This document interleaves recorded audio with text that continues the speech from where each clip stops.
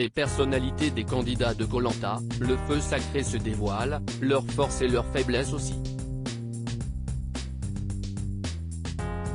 Mais pas encore leur stratégie. Pour nos journalistes, cette nouvelle saison du jeu d'aventure manque encore un peu de piment. Mais cela semble enfin changer dans ce troisième épisode. On l'attendait et on est déçu. Présenté comme une arme stratégique redoutable, le talisman d'immunité de Koh Lanta, le feu sacré était présenté comme le point central de cette édition 2023. Qui allait rabattre le cartes. Denis Brognard avait promis, cette saison allait signer le grand retour de la stratégie. Et pour cause, le détenteur de ce fameux feu sacré, vainqueur du jeu de confort, peut immuniser n'importe quel aventurier, même de la tribu adverse. Une nouvelle règle qui promettait de changer complètement les alliances entre les candidats. Sauf que dans les 2 premiers épisodes du jeu de survie, entre Nicolas qui garde ce précieux objet pour lui-même ou Rudy qui n'a pas voulu l'utiliser notamment pour immuniser Emine.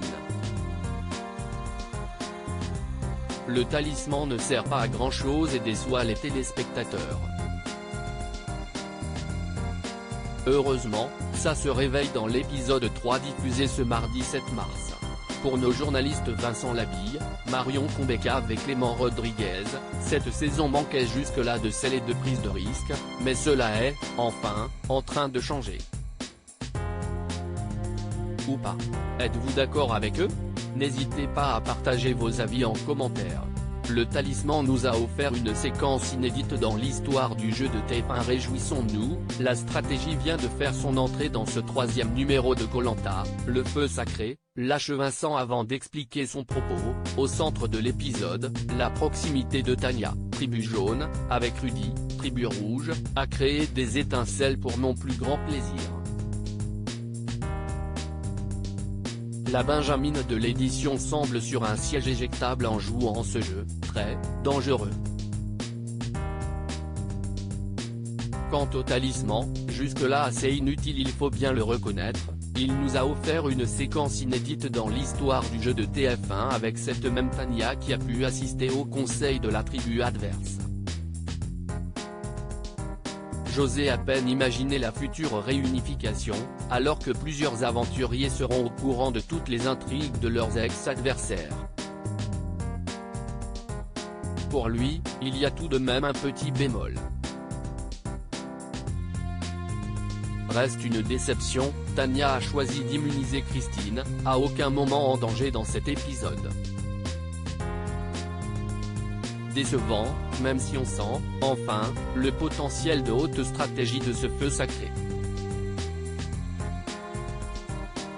Affirme-t-il. Le talisman est une déception. On attend de la vraie stratégie pour Clément aussi. La TNT était grande, et un peu longue, en ce début de saison de Koh Lanta 2023. Les mots du producteur Julien Magne lors de la conférence de presse de Koh Lanta nous avaient donné l'eau à la bouche. Selon lui, le feu sacré et ses pouvoirs diaboliques seraient saisis dès le début par les aventuriers. Si est-il là que l'on s'interroge, explique-t-il tout d'abord. Après 3 épisodes, le talisman est une déception puisqu'il n'a chamboulé en rien le cours du jeu.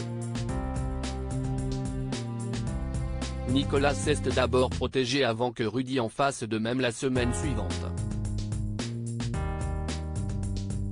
Ce mardi 7 mars, Tania a protégé Christine qui avait récolté 0 voix. Désormais, on attend de la vraie stratégie. Après le départ d'Alexandré, autoproclamé plus grand stratège de la saison, on a peur que chacun aille dans le sens de sa tribu sans penser à son propre destin, quitte à se mettre à dos ses compagnons d'infortune. Si est-il le cas, la saison aurait pu s'appeler la braise sacrée.